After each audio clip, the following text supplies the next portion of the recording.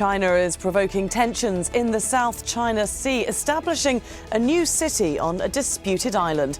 With the rule of law and diplomacy failing to provide a solution, what lengths will China go to protect its territorial claims? This is Inside Story.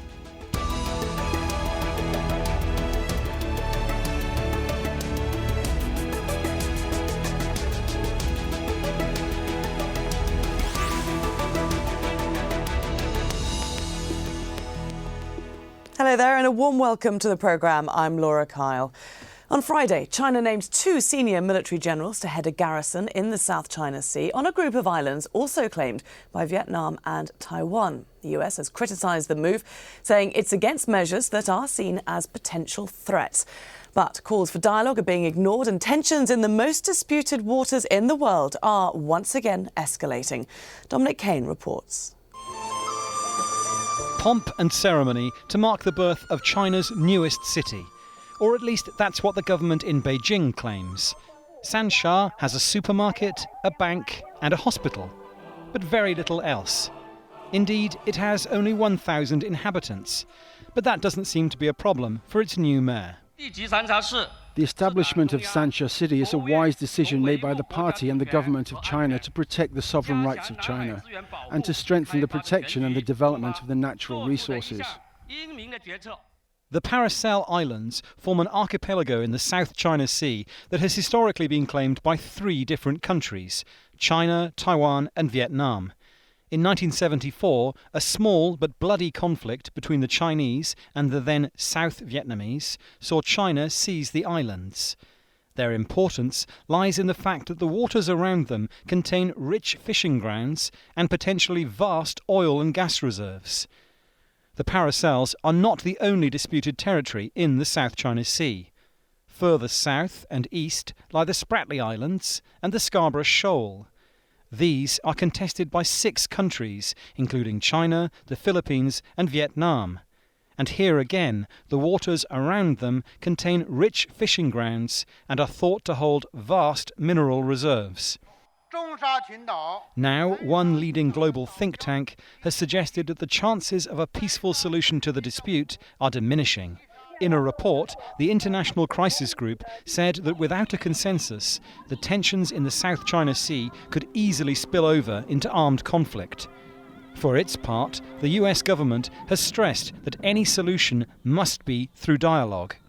We remain concerned should there be any unilateral moves of this kind that would seem to prejudge an issue that we have said repeatedly can only be solved by negotiation, by dialogue, and by a collaborative diplomatic process among all of the claimants. China has already indicated it will build a garrison in the Paracels.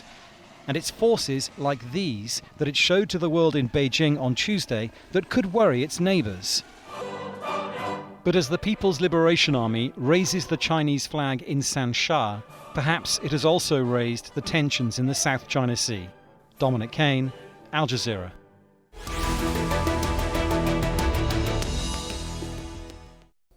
So much to discuss today, and here to help us do it are guests in Paris: Alessio Patalano, Director of the Asian Security and Warfare Research Group at King's College in Hong Kong; Richard Hu, Associate Professor at the University of Hong Kong; and in Washington, D.C., Richard Weitz, Senior Fellow and Director of the Center for Political Military Analysis at the Hudson Institute. Gentlemen, thank you all very much for being here with us today. Richard Hu in Hong Kong, if I could start with you, why is China making these seemingly very provocative moves right now? I think, look at the timing. It was the Vietnamese government go first, enact the maritime law. So China react to that maritime law and start with the establishment of the Sanxa city and also the military garrison. And so this is kind of chain reactions. And it's difficult to say who provoked whom. Can you just expand on that? What exactly was China reacting to? Reacting to the, it's a long story. 2002, China and ASEAN have a joint statement about the declaration of conduct in South China Sea. So that calms down the situation for decades. And but during this decade, China pretty much keep itself quiet and not doing anything in the South China Sea. But other claimant countries like Vietnam, Philippines, and Malaysia, they started drilling and have hundreds of oil wells in production.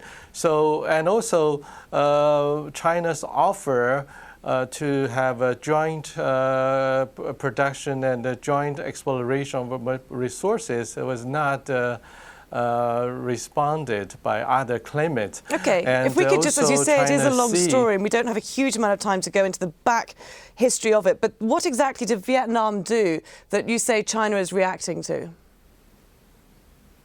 Vietnam, last month, the parliament passed the Vietnam maritime law, claimed Vietnam's sovereignty covers all the islands in the South China Sea, including Spratly and Paracel, and actually Paracel Island actually in China's control now.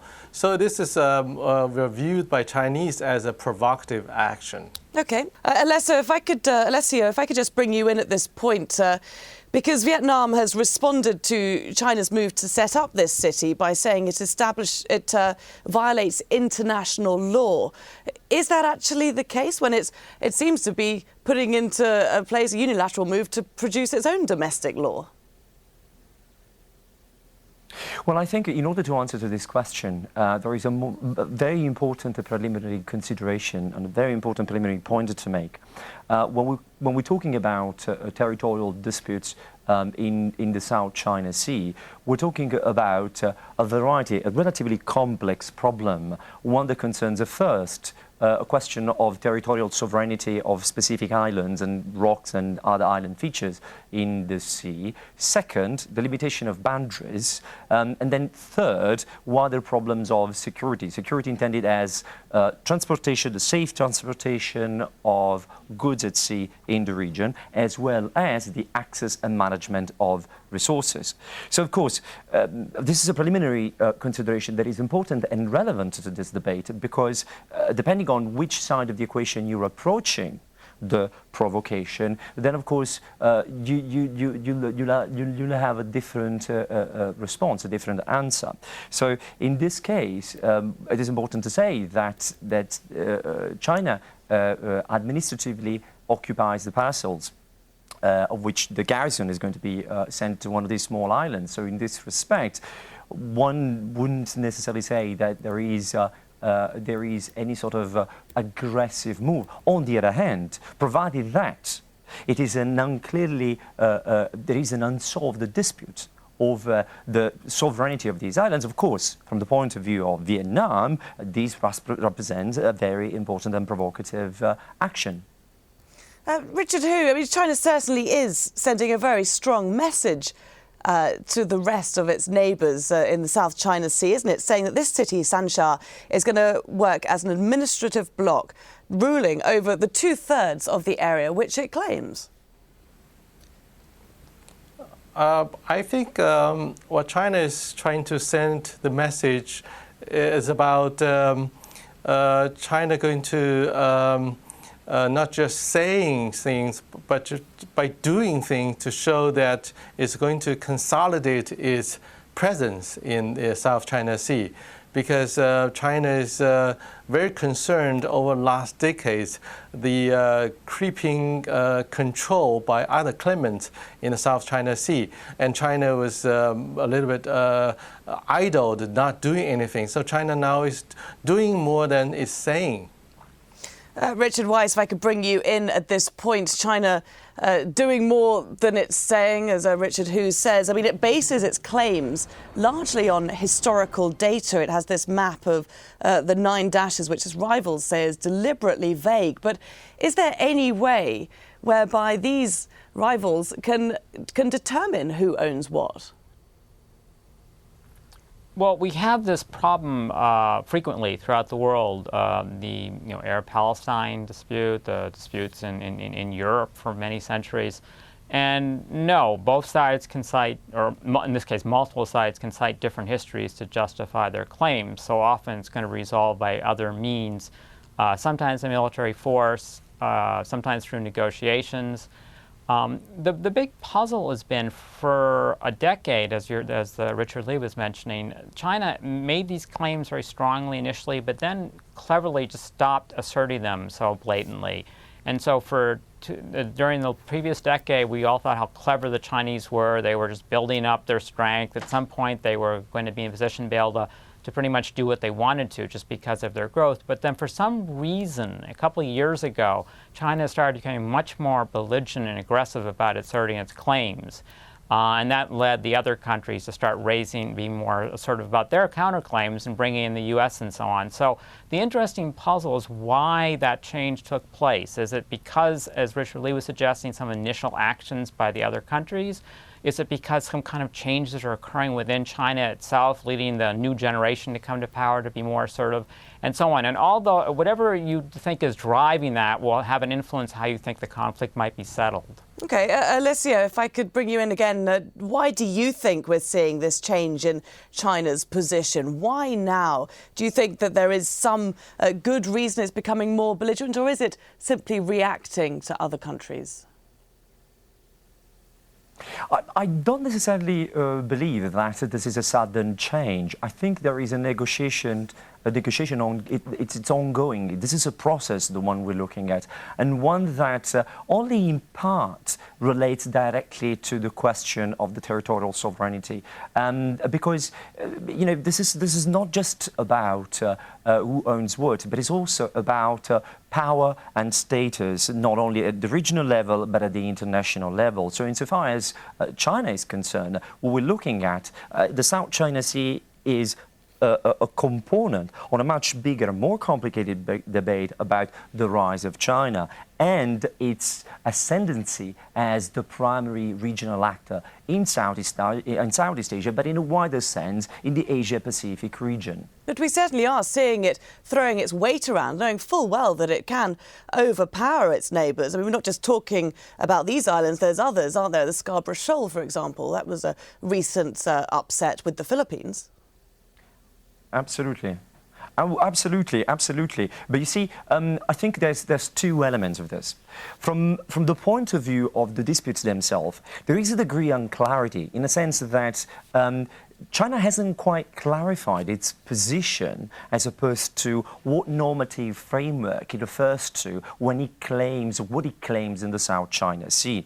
In a way, the U-shaped line or the 9-dashed line that we're looking at is always referred to as something connected to historical claims. But then on the other hand, when it comes down to the delimitation of the territories, Chinese officials use the terminology, the vocabulary and the sort of general framework that is applied within the context of UNCLOS, the United Nations Convention on the Law of the Seas, for delimitation of disputed boundaries. Now, the historical claims on the one hand and the principles of UNCLOS are to a degree not really overlapping, or they kind of are in contrast. And there is a sense, I suppose, from the region and from third parties from outside the region, including the United States, in trying to clearly understand what it is exactly that China is claiming and how they want to get about it. Now, that, of course, is it creates a degree of a veil of ambiguity that makes it very difficult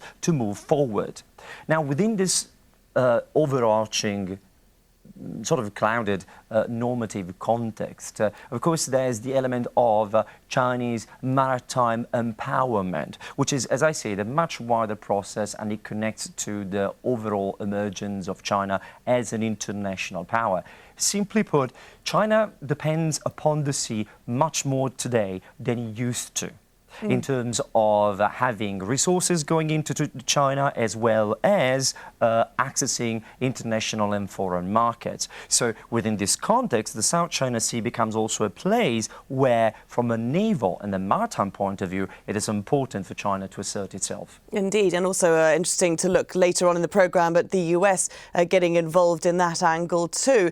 For the moment, I just want to take a sidestep for the moment to look a bit more at ASEAN, because it is an issue that's been upsetting the Southeast Asian bloc. Earlier this month, the summit of foreign ministers from the Southeast Asian nations ended in disarray. It was the first time in the group's history that an ASEAN conference had failed to issue a joint communique. Now, members simply could not agree on how to address the ongoing territorial disputes with China, which is not part of the bloc. Host Cambodia refused to take a harder line pushed by the Philippines, prompting the Filipino delegation to walk out. Now, the ASEAN Secretary General has acknowledged the group's shortcomings and says it needs to be more effective when dealing with outside powers. Richard Hu in Hong Kong, the International Crisis Group, says that China is working to exploit the divisions within ASEAN, and it's even giving preferential treatment to members who don't side with rival claimants. Would you say that's true? I think the ASEAN group itself are divided on these issues, and that's true. And there are 10 members of ASEAN. 4 of them are claimants of South China Sea territories, and the rest does not directly involved. So how can you expect a group, they take a common stand? Obviously, there's a difference among themselves.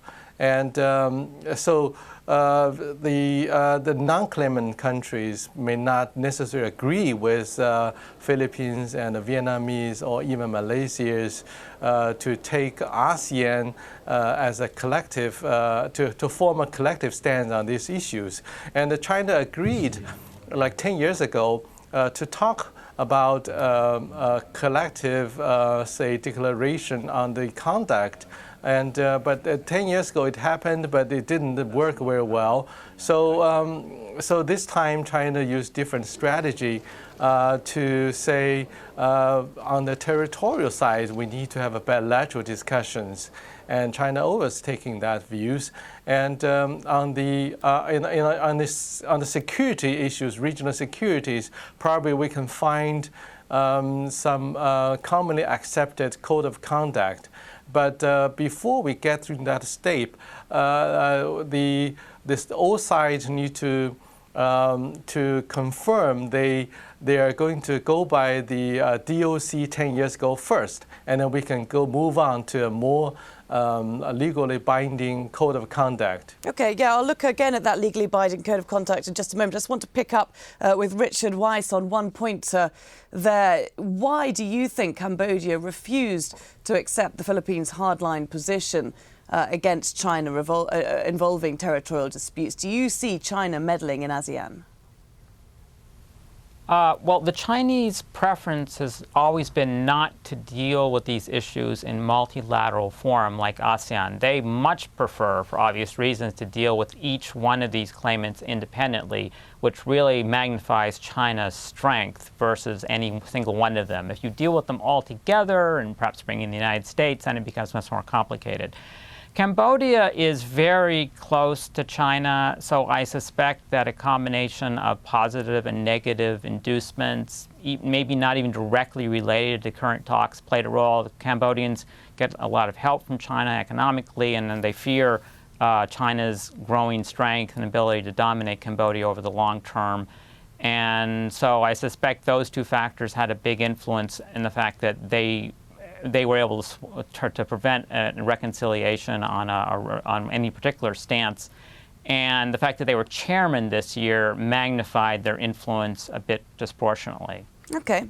Alessio, if we can just return to this legally binding agreement. China did approve after the summit the ASEAN 6-point plan on the South China Sea. It was a resurrection of an earlier document, so the status quo, as it were. It does seem that China is pursuing a dual track of, in this case, softening its diplomatic approach whilst deploying military assets to its island.